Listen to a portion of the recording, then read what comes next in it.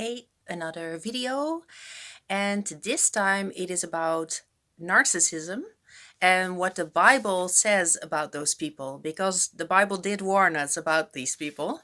And actually, unbeknownst to me, I dealt with a lot of narcissistic people in my life. But at that time, that label did not exist. I just thought these people were envious or jealous, people without an identity, people who had to put others down to feel themselves better. And yeah, people who just very selfish and, all about image. So I thought I'm going to use the same analogy with the plant. You see, this one branch has like a rose on it, but yeah, it's a fake one. I put it on there. But this is basically what narcissistic people do. They do as if they are grafted into the vine of life, but it's all about image and they're actually rotten to the core. And so narcs have traits that God absolutely hates. So I've got a list. So we start off with haughty eyes. They think they're better than everybody else, and they see other people either as cheerleaders, slaves, or admirers, but never as equals. And then a lying tongue. They will twist stories in their favor or make up lies, gaslighting others as to not having to take any accountability for their own wrongdoing. And they never apologize. They may be saying, "Oh, I'm sorry you feel that way," but that's not a real apology. And they love the lie that saves their pride. And then a heart that devises wicked schemes.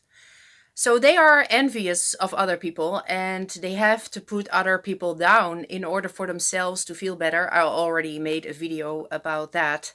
They steal your light, your energy, and your resources without any feelings of guilt or shame. So they feel this entitlement to take these things from you. And the next is feet that are quick to rush to evil. So they often project and shift the blame onto others, and then they turn love into hate in an instant. That's like a mask slipping and you see they're evil. And the next one is a person who stirs up conflict in the community.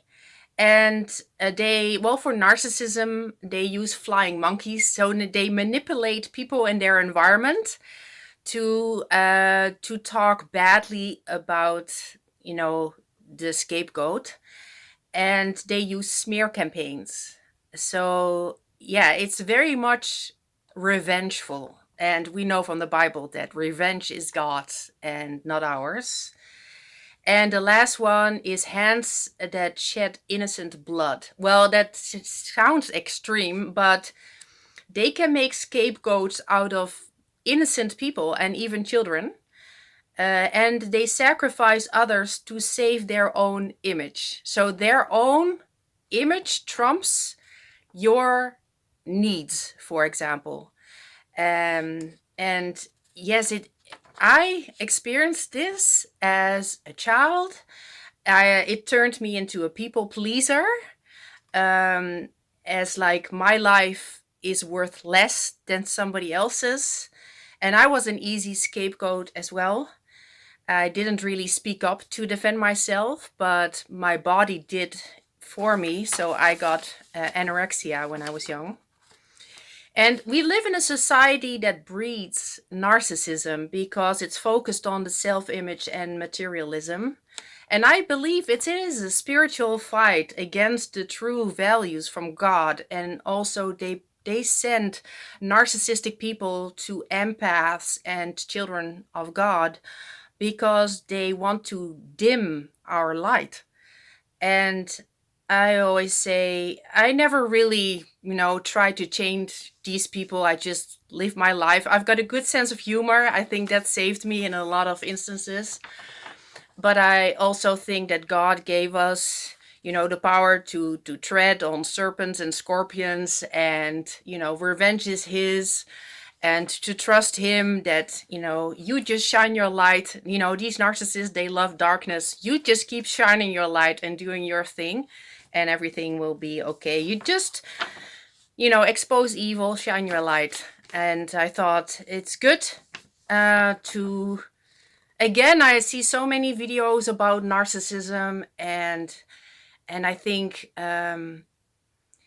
it's good to expose these people, and also protect yourself, and stand above it, so that you know what the Bible knows about these people. And it's not because you're meant to suffer in this world. It's no, he was preparing you to make you stronger. So that's my video of today. Bye.